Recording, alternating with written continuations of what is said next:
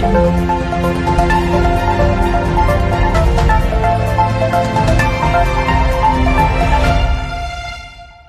आप देख रहे हैं उर्दू ग्लोबल न्यूज़। खबर शामिल करते हैं हड़प्पा साहिवाल से। आसिफ नदीम की इस रिपोर्ट में। जी, हड़प्पा स्टेशन जो इस वक्त मुख्तलिफ मसाइल, सेहत व तालीम, रेलवे फाटक की घंटों बंदिश, तजावज़ात की भरमार के साथ साथ जो सबसे अहम दरीना और सुलगता हुआ मसला है,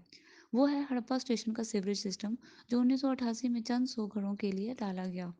अब 30 से 32 साल का अरसा गुजरने और आबादी में बेपनाह इजाफा होने के बावजूद हड़प्पा स्टेशन में सीवरेज के निज़ाम की बेहतरी के लिए यहाँ से मुंतखब होने वाले सियासी रहनुमाओं समेत इंतज़ामिया की तरफ से भी काम करना तो दूर की बात, हड़प्पा के ऐन वस्त से गुजरने वाले बरसाती नाले को बंद करके टाउन मालकान ने सड़कें, पुल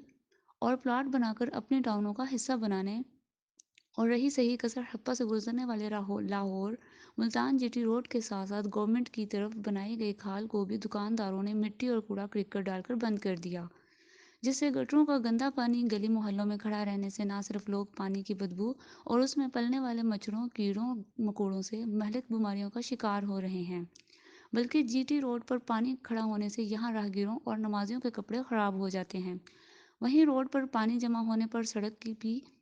टूट फूट का शिकार हो रही है। गैर कानूनी कब्जों और सीवरेज की बंदिश से इंतजामिया ने मुकम्मल चश्मपोशी इख्तियार की हुई है। अवामी और समाजी हलकों ने कमिश्नर डिप्टी साहिवाल से मुतालबा किया है कि वो हड़प्पा स्टेशन में होने वाली बरसाती नाले पर